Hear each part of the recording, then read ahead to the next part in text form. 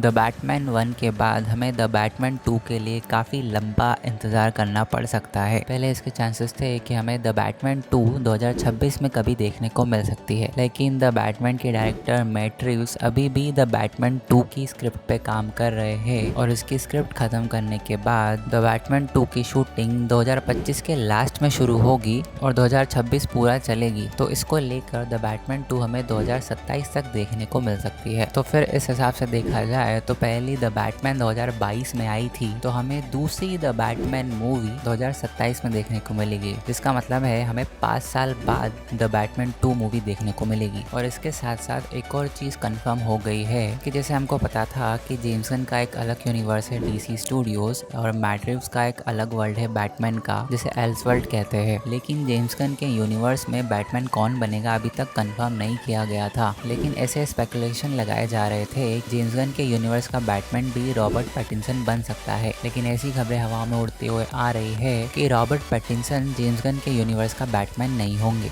यानी James Gunn के universe का बैटमैन कोई और होगा और रॉबर्ट पैटिंसन मैट रिव्स के यूनिवर्स के बैटमैन होंगे। कि लेकिन ऐसा भी कहा जा रहा है कि जेम्स गन का यूनिवर्स और मैट रिव्स का यूनिवर्स दोनों साथ में चलेंगे, तो हो सकता है हमें आगे ये दोनों यूनिवर्स क्रॉसओवर्स करते हुए दिखाई दे। और मैट रिव्स के यूनिवर्स की बात करें, बहुत ही ग्राउंडेड चीजें हमें देखने को मिलेगी। बैटमैन का हमें डिटेक्टिव वाला पार्ट देखने को मिलेगा, वो एक अलग मिस्ट्री को सॉल्व करते हुए दिखाई देगा। तो उसी को लेकर द बैटमैन 2 की कुछ कास्ट कंफर्म हुई है, जो कि होने वाली ऑब्वियसली द रॉबर्ट पैटिंसन जो हमारे बैटमैन बनेंगे। उसके अलावा हमें जिम गॉर्डन भी दिखेंगे द बैटमैन 2 में, जिसका रोल प्ले करते हैं जेफरी राइट। और जैसा कि पहली द बैटमैन मूवी में Jeffrey Wright lieutenant Jim Gordon थे, तो हमें द बैटमैन 2 में लेफ्टिनेंट जिम गॉर्डन से कमिश्नर जिम गॉर्डन देखने को मिल सकते हैं। उसके बाद द बैटमैन 2 में हमें एंडी मस्कैटी दिखेंगे, जो पहली बैटमैन में बैटमैन के अल्फ्रेड होते हैं। तो ये हमें द बैटमैन 2 में भी एज अ अल्फ्रेड दिखेंगे, जो बैटमैन का इमोशनली और टेक्निकली बहुत सपोर्ट करेंगे। और एंडी मस्कैटी के अलावा हमें कॉलिन फेरल भी दिखेंगे, जो द बैटमैन में पेंगुइन का रोल प्ले कर चुके हैं और जिनकी एक सीरीज भी आ चुकी है। तो इसके अलावा द पेंगुइन शो की अभी तक कोई कंफर्मेशन नहीं आई है कि इसका सीजन 2 आएगा कि नहीं, लेकिन इस बात की कंफर्मेशन हो चुकी है कि जो द पेंगुइन का रोल प्ले करते हैं कॉलिन फेरल, वो डीसी में एसजीटी रॉक का रोल प्ले करेंगे, जिसकी शूटिंग इस साल एंड तक शुरू हो सकती है। इसके अलावा द बैटमैन 1 में हमें लास्ट में जोकर दिखाया गया था, जिसका रोल प्ले किया था बैरी कियोगन ने। तो ऐसा कहा जा रहा है कि हमें वापस से जोकर तो दिखेगा द बैटमैन 2 में, लेकिन वो उसका मेन विलन नहीं होगा, वो शायद से एक छोटे से कैमियो के लिए हमें द बैटमैन 2 में देखने को मिल सकता है। और इसके अलावा एक और खबर ये है कि जैसे कि हमें द बैटमैन में कैटवुमन दिखी थी, जो पेंगुइन की एक इलेजिमेट बेटी रहती है, और दूसरी ओर द पेंगुइन शो में हमें पेंगुइन की दूसरी बेटी दिखाई थी, जिसका नाम रहता है सोफिया फैल्कन।